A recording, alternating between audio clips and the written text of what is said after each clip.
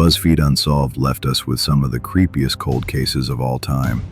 Stories that seemed impossible to crack. Until now. Let's start with one that still haunts the world to this day. Imagine this. 9 experienced hikers set out on a Siberian adventure in 1959. But when they were found, their tent had been slashed open from the inside. Scattered bodies lay in the snow, some with crushed ribs, one missing a tongue. The official cause, an unknown compelling force. What could have happened that night on Dead Mountain? The tent itself became the central focus of the investigation, offering the first tangible clues to what happened on that remote slope. On February 26, 1959, the search party found the hiker's tent half buried in snow at the foot of Kholat Syakhl. Despite the harsh winds and deep drifts, the tent remained anchored in place, but its appearance was anything but reassuring. The fabric had been slashed open from the inside, not by the wind or snow, but by knives wielded in haste.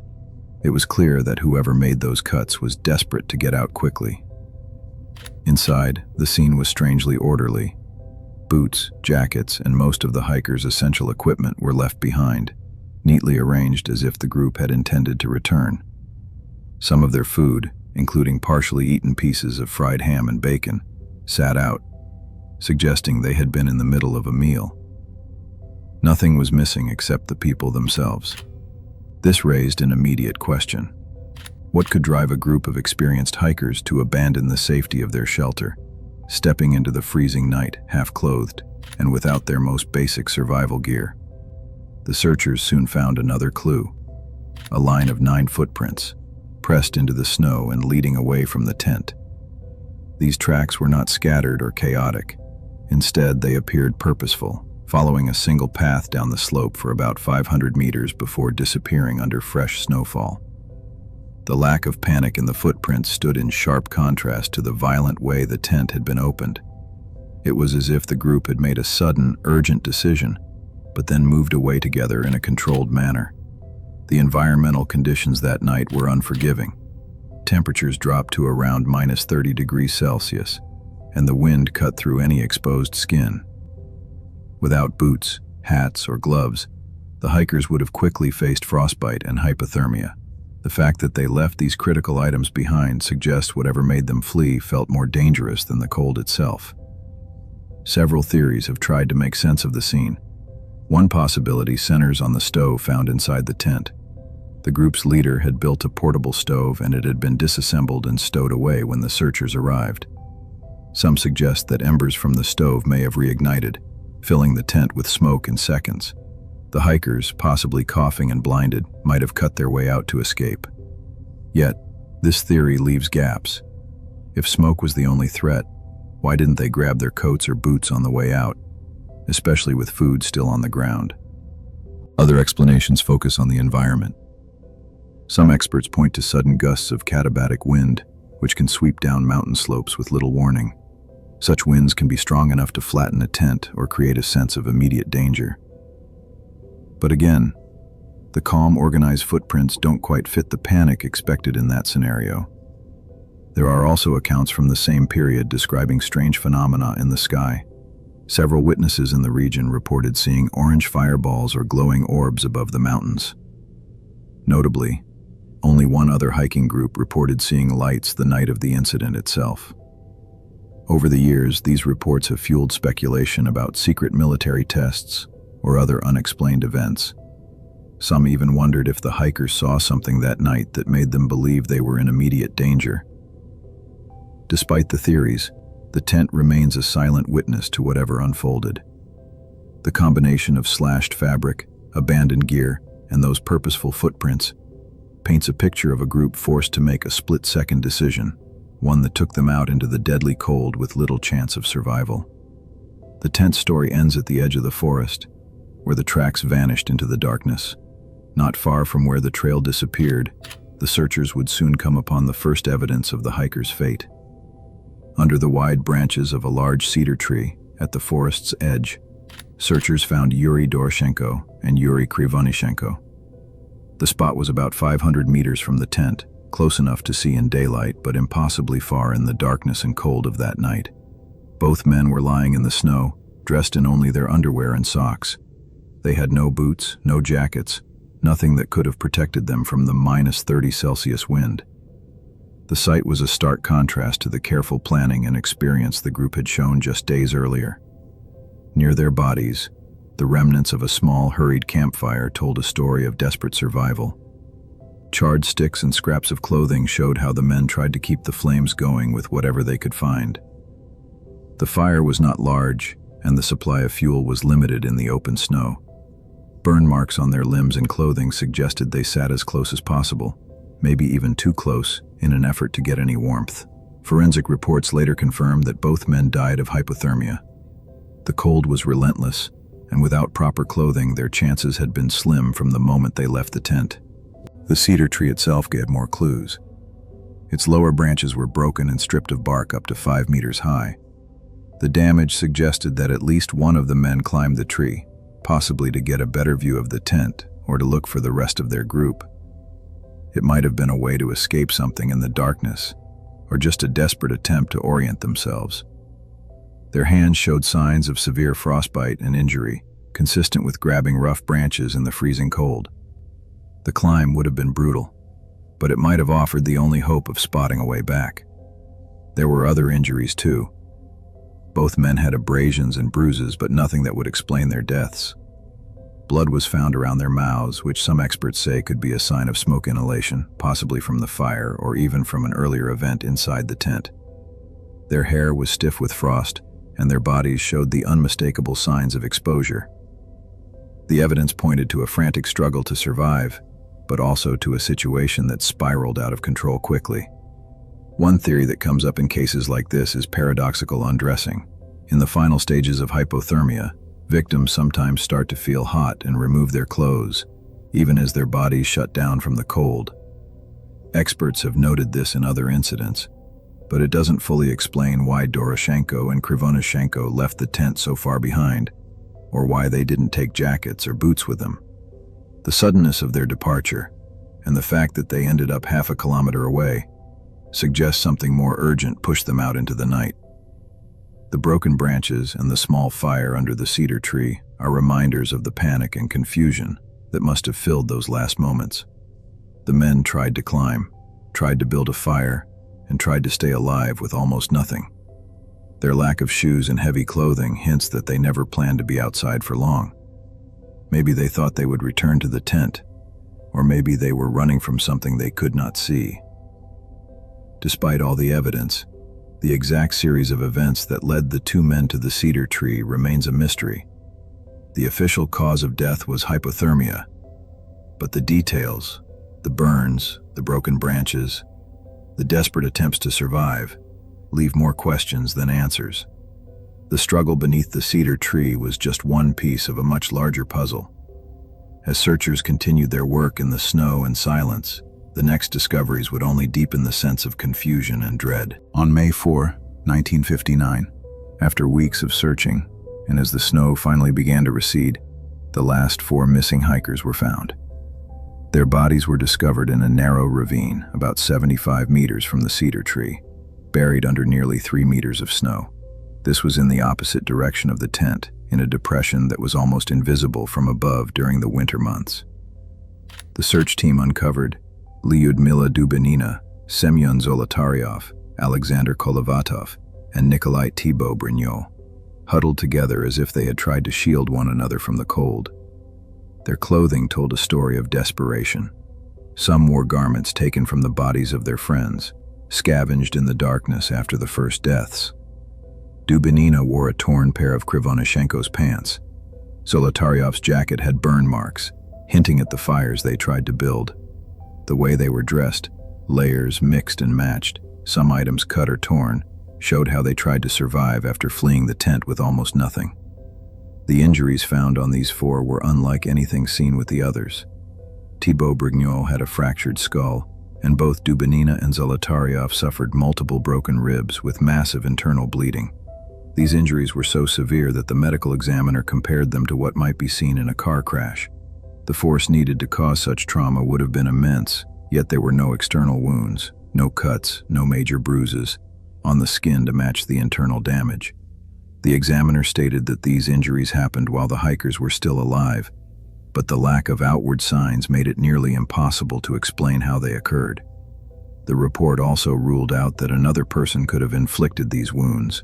Whatever happened in that ravine, it was not the result of a fight or attack by another human. One of the most disturbing details was the condition of Lyudmila Dubinina's body. Her tongue, eyes, lips, and part of her face were missing. For years, this detail fueled speculation about foul play or animal attacks, but the medical examiner clarified that these injuries were post-mortem, caused by natural decomposition and exposure to water in the ravine. The tissue loss was consistent with what happens when a body is submerged or exposed to running water for an extended period, and not evidence of violence. Investigators considered whether an avalanche could have swept the group into the ravine and caused such devastating injuries. However, they found no signs to support this. There were no debris patterns, no displaced snow, and the area around the ravine showed no evidence that an avalanche had occurred. The location of the bodies and the way they were arranged suggested the hikers had moved there deliberately, perhaps seeking shelter from the wind or cold, rather than being carried by a slide.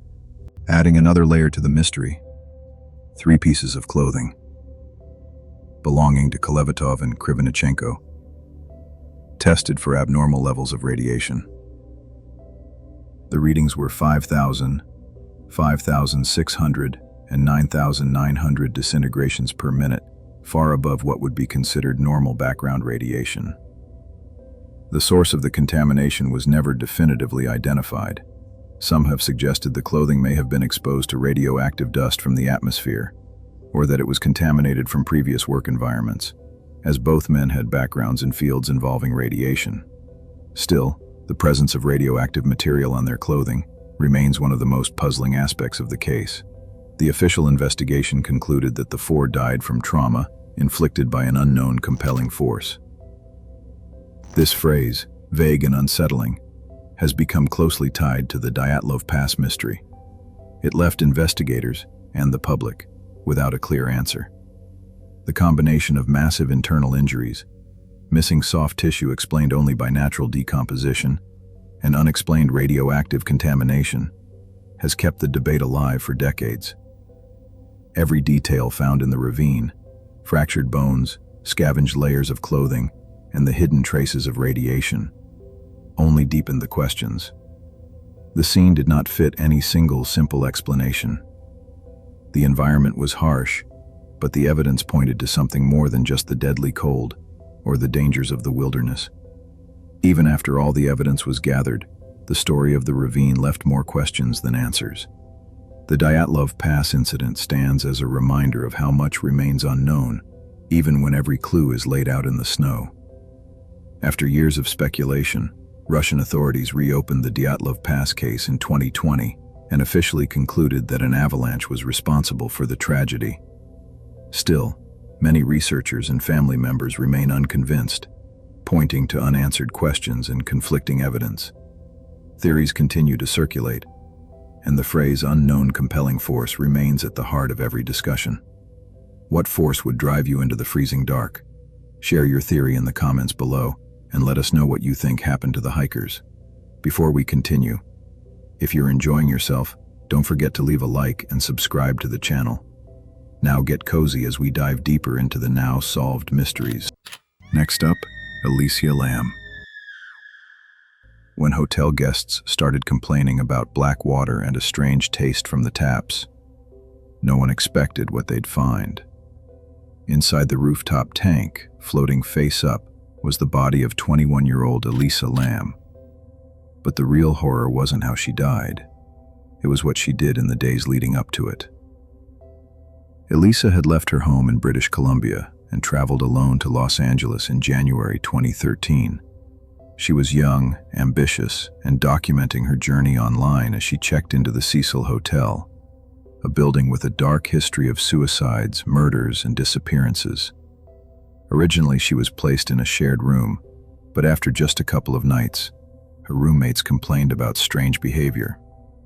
She was said to have left notes around the room reading, "Go home," and "Leave." She'd lock the door and demand a password to enter. Eventually, hotel staff moved her to a private room. At one point, Elisa attended a live taping of Conan O'Brien in Burbank, but she was reportedly escorted out due to erratic behavior. Despite everything, she continued checking in with her parents every day until January 31st. That was the day she was supposed to check out and head to Santa Cruz. Her parents never heard from her again. The LAPD was contacted. Officers searched the hotel, sniffer dogs were brought in, and Elisa's scent was traced near a window connected to the fire escape. But they found no body. Not yet. It wasn't until guests started reporting issues with the water, low pressure, a foul taste, and discoloration, that maintenance went to inspect the rooftop tanks. And that's where they found her. Face up in one of 4 1,000-gallon water tanks, naked, dead, floating in the same water that guests had been using to shower, brush their teeth, and drink. It was horrifying. But even more unsettling was the surveillance footage police released just days before the discovery. In the video, Elisa is seen entering an elevator. She presses multiple buttons, appears to hide in the corner, steps out and back in, then moves her hands in strange, erratic gestures, like she's talking to someone who isn't there. The elevator doors never close. And then, she's gone. Online theories exploded. Some said she was possessed. Others believed she was playing something called the elevator game, a supposed ritual to enter another dimension. There were even theories about government surveillance and foul play. But the truth, while less paranormal, was no less tragic. Elisa had been diagnosed with bipolar disorder and depression. Her toxicology report showed she was under-medicating at the time. Family confirmed she had previously gone missing and been hospitalized for similar episodes. It's believed that during a psychotic break, she climbed the fire escape to the roof, opened the water tank lid, and willingly got inside. There was no evidence of physical trauma or foul play. The hatch, contrary to online rumors, was open when her body was discovered. Elisa Lam's death was ruled accidental, but the chilling footage, the eerie details, and the unanswered questions turned a tragic mental health episode into one of the most infamous internet mysteries of the 21st century. Not because of what happened to her, but because of how deeply it unsettled us all. Next up we have the mystery of the Somerton Man. In 1948, a well-dressed man was found dead on a beach in Australia. He had no ID, no wallet, not even labels on his clothes. Stuffed in his pocket was a tiny scrap of paper with just 2 words, "Tamam shud." It means, "It is finished." What followed was one of the strangest, most unsettling death investigations of the 20th century. And when the man was finally identified, 74 years later, people weren't relieved. They were more disturbed than ever, because this wasn't just a case of mistaken identity. This was a man who didn't want to be found. It's the morning of December 1st, 1948. A man walking his dog near Somerton Beach, just south of Adelaide, Australia, spots something strange. Up ahead on the sand, just past the shoreline, is a man slouched against a rock seawall. He's immaculately dressed. Polished shoes, pressed slacks, a neatly ironed jacket, and even a tie. But there's something wrong. The man isn't moving. The dog walker cautiously approaches. No breathing, no pulse. The man is dead. Police are called. An investigation begins. And within hours, the strangeness of the case goes from eerie to almost deliberately cryptic. First off, the man had no wallet, no passport, no driver's license, no identifying documents at all. Even stranger, all of the labels had been cut from his clothing, not ripped, neatly cut. His body showed no visible signs of trauma, no stab wounds, no bruises, nothing that screamed foul play. But something was definitely off. In fact, when an autopsy was performed, the coroner concluded the man's stomach was congested with blood, consistent with poisoning, but no toxins could be found in his system. It was as if he had just shut down. The media dubbed him the Somerton Man, and his photo was splashed across newspapers all over Australia. But no one came forward to identify him. Then, investigators made their first break. They discovered a brown suitcase that had been checked into the Adelaide train station cloakroom the day before the man was found. Inside, a handful of clothes that matched the style and sizing of the Somerton Man, and just like his body, every label had been cut out. But buried beneath those clothes was a stenciling brush, a screwdriver, a pair of scissors sharpened to a knife-like point, and a spool of orange thread, the same kind used to repair a tear in the dead man's pants. This was his suitcase, no question. Still no name, no passport, nothing concrete. Then, weeks later, a pathologist made a chilling discovery. While re-examining the man's clothing, he found a tiny secret pocket sewn into the waistband of his trousers, and inside that pocket was a scrap of paper, just 2 words printed in a fancy serif font: Tamam Shud. Authorities traced the paper back to a rare edition of a Persian poetry book, the Rubaiyat of Omar Khayyam. This collection had long been associated with themes of existentialism, finality, and fate. The phrase itself, Tamam Shud, roughly translates to, "It is finished," or the end. So now the mystery was something else entirely. Was this a suicide note? A coded message, a calling card? But then came the twist that turned the case into legend. A man from a nearby suburb contacted police to say he had found a copy of the Rubaiyat mysteriously tossed into the backseat of his car, which had been parked on the night of the death. Inside the book, the final page had been ripped out, exactly where the phrase Tamam Shud would have appeared. This was it. This was the source, but there was more. On the inside back cover of the book, faintly written in pencil, were 5 lines of strange, seemingly random letters. A cipher. Some believed it was a military code, others thought it might be a personal encryption, but despite decades of analysis by amateur cryptographers and even military experts, the code has never been definitively cracked. Beneath the cipher there was also a phone number. It led to a woman named Jo Thompson, who lived just blocks from where the man was found. When police visited her and showed her the plaster bust they had made of the Somerton man's face, witnesses say she visibly recoiled, like she recognized him instantly, but then claimed she didn't know who he was. And here's the weirdest part. Years later, her own son would grow up to have uncanny genetic and physical similarities to the Somerton man, leading some to believe that the mystery man might have been his real father. At this point, the mystery had gone cold. No identity, no cause of death, no confession, no criminal charges. Just a dead man, a scrap of poetry, and a trail of riddles that led absolutely nowhere. But then, over 70 years later, in 2022, a professor of biomedical engineering named Derek Abbott teamed up with a forensic genealogy expert. They exhumed the Somerton man's body in 2021 and extracted DNA from his hair. And after an exhaustive analysis of genealogical databases and distant relatives, they made a breakthrough. The Somerton man was finally identified as Carl Charles Webb, born in 1905. Webb was an electrical engineer and instrument maker from Melbourne. He had been married, but his wife had left him shortly before he vanished. There were records of mental illness in the family, and Charles had no known children. And suddenly it all made sense. Or did it? Because the identification left more questions than answers. Why did Charles Webb travel over 700 kilometers to Adelaide with no identification and carrying coded messages? Why the Persian poetry? Why was Jo Thompson seemingly terrified when shown his image? And most important of all, how did he die? The toxicology report never confirmed a poison. His cause of death was never proven. And if it was suicide, why do it in a way that leaves so many loose ends? Some believe he was suffering a mental breakdown, his failed marriage and deteriorating mental state driving him to craft a symbolic poetic end. Others believe he may have been a low-level spy or wartime courier, involved in something more sinister. But none of it has been proven.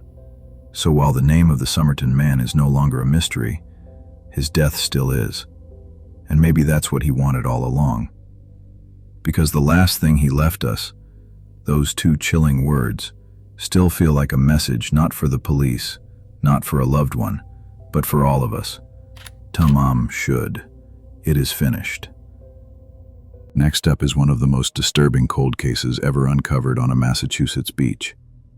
In July of 1974, a young girl followed her barking dog through the dunes of Provincetown and stumbled onto something horrifying. Lying on a blanket in the sand was the body of an unidentified woman. Her hands had been cut off, her teeth were missing, and the left side of her skull had been crushed. Tucked beneath her head were a blue bandana and a pair of Wrangler jeans folded like a pillow. Whoever did this had tried to erase her identity, and they nearly succeeded. She became known only as the Lady of the Dunes. For nearly 50 years, no one knew who she was. Investigators exhumed her body multiple times, trying everything from dental reconstructions to facial composites. But nothing stuck. There were suspects, plenty of them. Notorious mobster Whitey Bulger, who was known for removing his victims' teeth. Serial killer Tony Costa, active in Massachusetts around the same time. Even a man named Haddon Clark, a convicted murderer who once claimed he knew her identity, but later walked it back, blaming the police for beating it out of him. Still, the case went cold until October 31, 2022. The FBI finally identified her as Ruth Marie Terry, a 37-year-old woman from Tennessee. It was a massive breakthrough, and what came next was even darker. Ruth had married a man named Guy Rockwell Moldavan sometime in 1973 or early 74. The couple went on a honeymoon, but when Moldavan returned home, he was driving Ruth's car. Ruth, however, was nowhere to be found. To family and friends, Moldavan gave vague, unsettling responses. He said Ruth had died or that they had gotten into a fight and never saw her again. No explanation, no effort to file a report.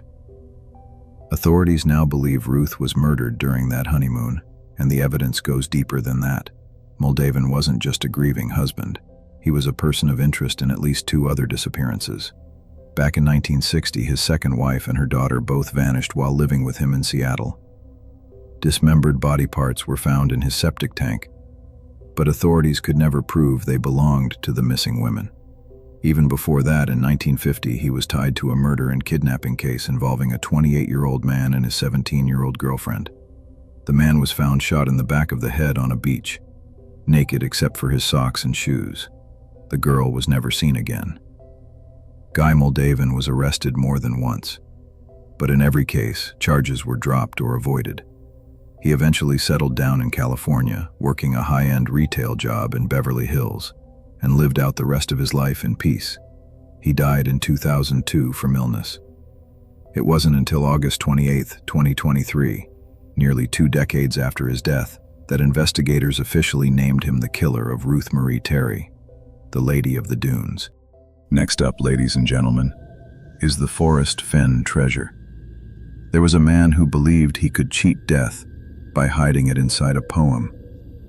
In 2010, Forrest Fenn, a wealthy art dealer, left behind a cryptic riddle that promised unimaginable wealth to anyone who could solve it. Thousands tried. 5 died. And when it was finally found a decade later, people didn't celebrate. They asked if it had ever been real at all.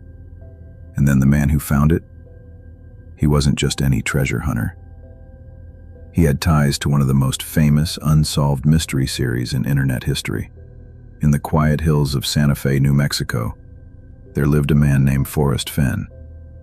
By all accounts, he was a successful, well-traveled art dealer who had made a small fortune buying and selling Native American artifacts and fine art. But what made Fenn different was what he did after he retired. In 2010, Fenn revealed that he had hidden a small bronze chest somewhere in the Rocky Mountains. Inside the chest was an estimated $2 million worth of gold, rare coins, rubies, emeralds, sapphires, and ancient artifacts. But he didn't just give coordinates.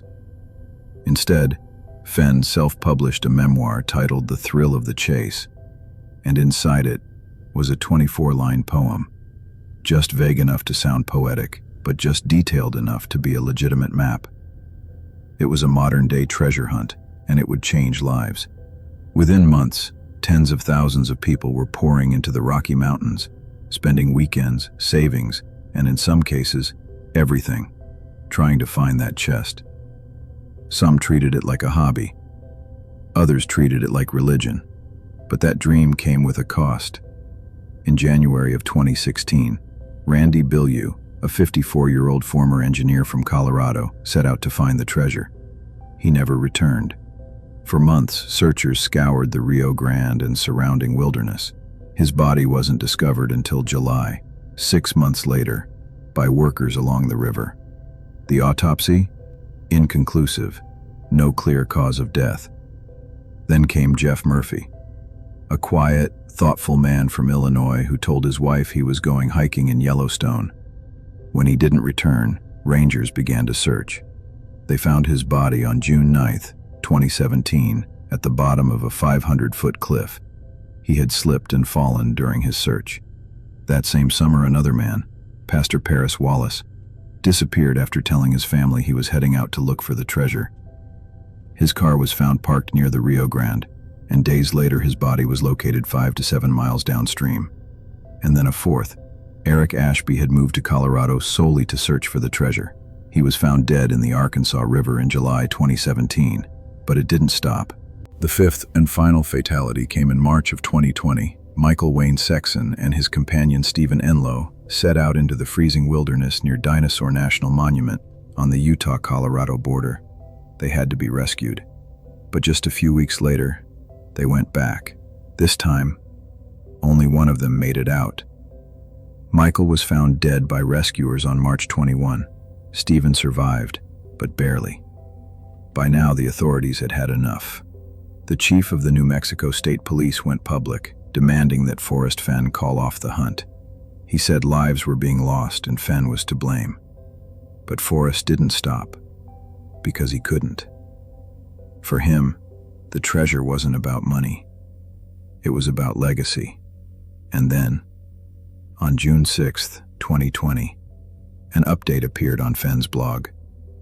It simply read, "It was under a canopy of stars in the lush forested vegetation of the Rocky Mountains, and had not moved from the spot where I hid it more than 10 years ago. I do not know the person who found it, but the poem in my book led them to the precise spot. I congratulate all who participated. The search was over. But instead of relief, people were angry, because Fenn didn't name the finder, he didn't show the treasure, and he didn't reveal where it was hidden. So online forums exploded. Was the whole thing a hoax? Did the treasure ever exist? Or had Fenn moved it to avoid liability? A month later, Fenn announced that the treasure had been found in Wyoming.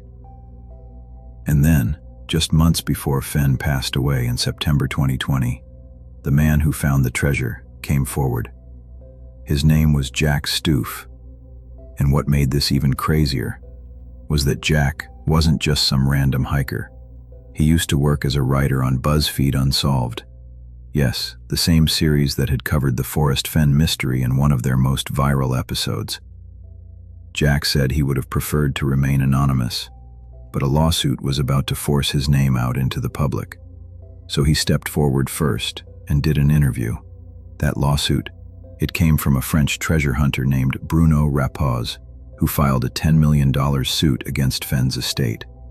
He claimed he had solved the poem and had told Fenn exactly where he believed the treasure was, in southwestern Colorado.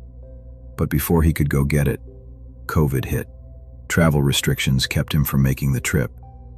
And then, suddenly, the treasure was announced as found, in Wyoming. Bruno claimed that Fenn had moved it, that he had used the delay as an excuse to steal the solution and change the location. He tried to sue, twice. Both attempts were dismissed. As for Jack Stoof, he gave very little away.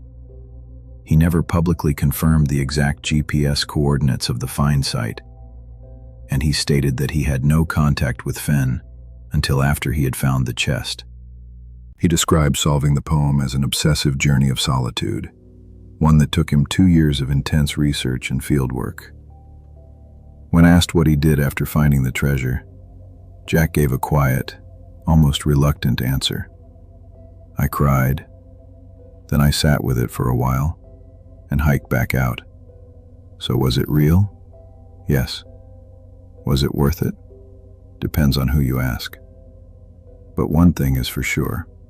When Forrest Fenn said, "The thrill of the chase," he meant every word. Because for 5 people the chase was the end. And for one man, it was a secret he nearly took to his grave. 5 mysteries, once thought to be unsolvable, now with answers that raise even more questions. But what do you think? Did we truly solve these cases, or just settle for the most convenient explanations? Drop your thoughts in the comments. Which one still keeps you up at night? And if there's another unsolved case you want answers to, you know what to do. Because some mysteries stay quiet until we dig them up again.